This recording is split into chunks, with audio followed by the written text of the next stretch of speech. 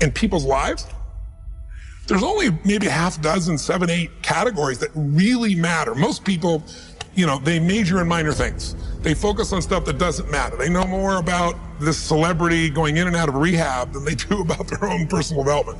If you can find within yourself the part of you that wants to constantly give something more than yourself, if you can find a mission larger than yourself, then you're more pulled to do something than trying to push yourself. And pull has much more power than push. I always say motive does matter. That if your motive is to serve something greater, there is an energy that comes up inside of you. But I if you look at your body, without that, everything else is out the door. You don't want to be richest man in the graveyard. That's not going to do it. If there is energy, if there's vitality, if there's strength, it's going to show up in your relationship. It's going to show up in your business, show up in your life. That's an area you got to master. You can't dabble. It's too important. Emotions are everything. The fact that human beings, our strongest drive is the need to stay consistent with how we define ourselves. So while you're in this passionate state, that's where you make decisions. I became Mr. Solution because I wanted to help everybody. So I was this little fat guy and I couldn't lose weight and I lost weight. All my buddies are like, how'd you do that? And I said, well, here's what I did. And they lost weight and then we all got girls. And that led to, as a young kid, that led to where, if you had a problem, I was Mr. Solution, especially if you're a girl, I was more motivated to help you. So the breakthrough was really understanding the power of compressing decades into days. And if someone has spent decades of their life and they compress it into a book, and you can read it in an hour or a few days, you have such an advantage, because when you learn by your own experience, it's painful and it's slow.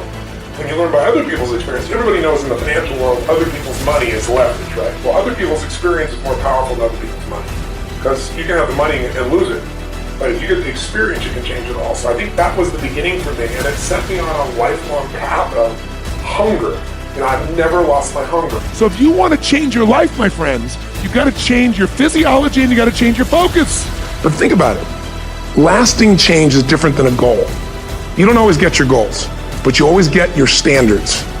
But when you decide something is a must for you, an absolute must, when you cut off any possible, you say, I'm going to find the way or I'm going to make the way.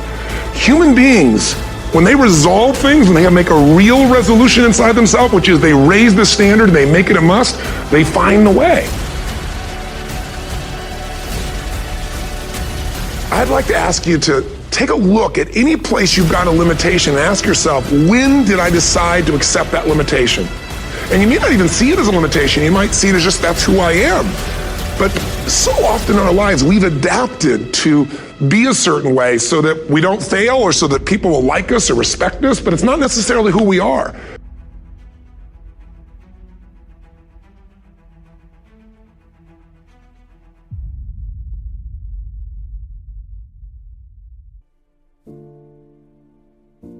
There's no secret to success.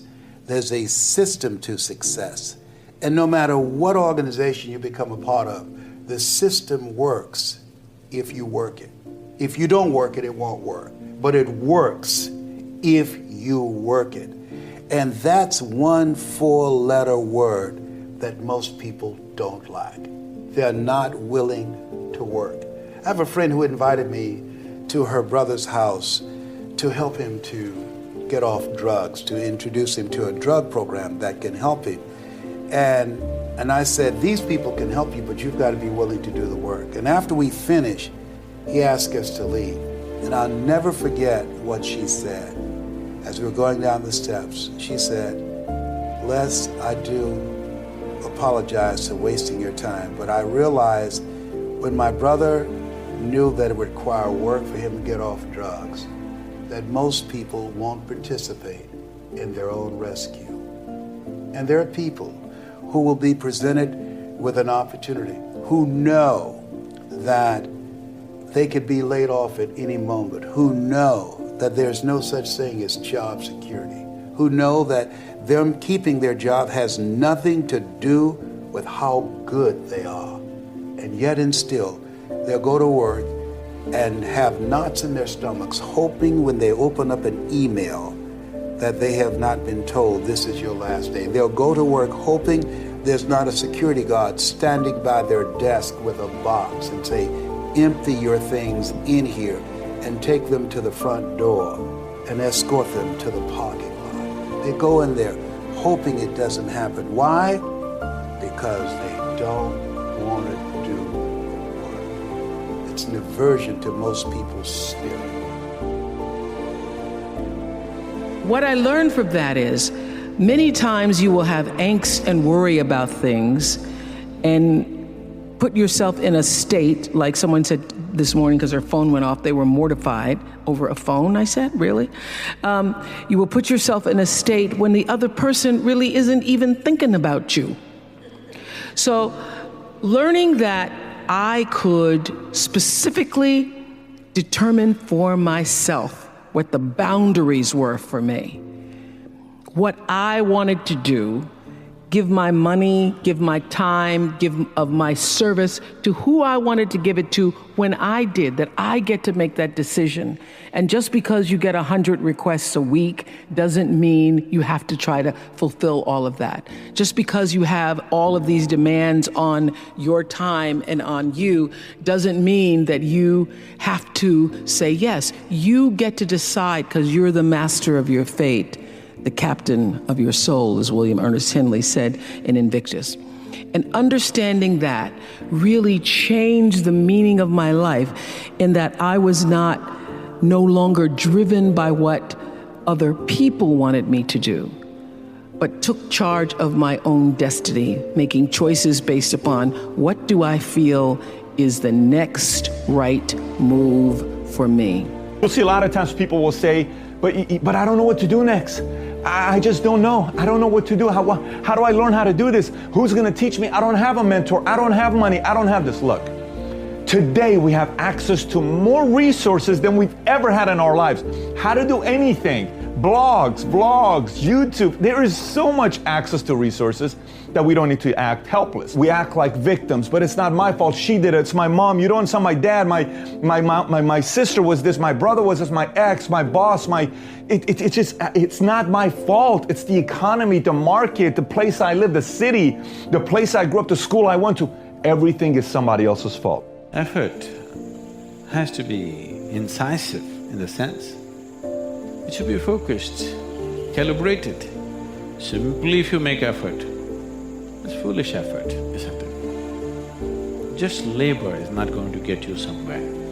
Right kind of action, the right timing, right place, all this is important, isn't it?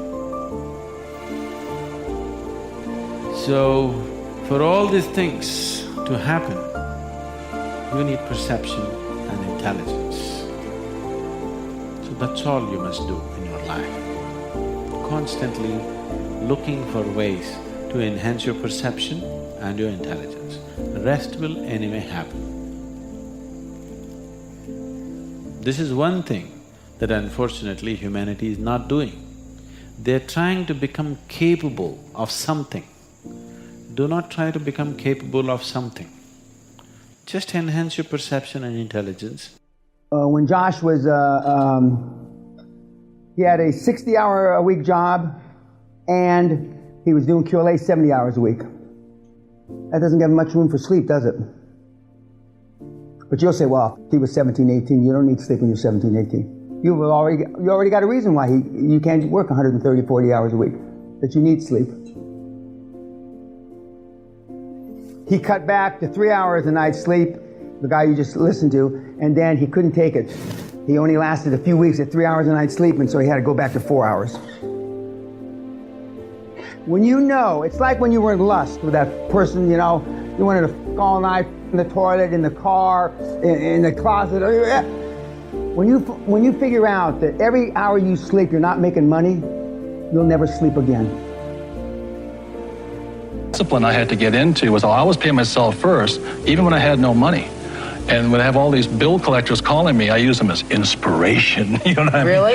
Oh, when they're hounding, the government's hounding you, bill collectors calling, because I've been broke, so I can understand what it feels like to be broke. When those guys are calling you, instead of shrinking and going into the shell and eating my pizza, I use it as motivation to go out and make more money. So I use my bill collectors as motivation, and that's why I paid myself first, even though sometimes I wasn't paying. What would you pay yourself? I always bought assets. I'd buy a house or I'd put money in the bank or things like this. But it was just a habit. Exactly what you're talking about. It's up here. It's about changing the way you think. That's what the whole book is about. That's it. Because we're our biggest asset, we're also our biggest liability.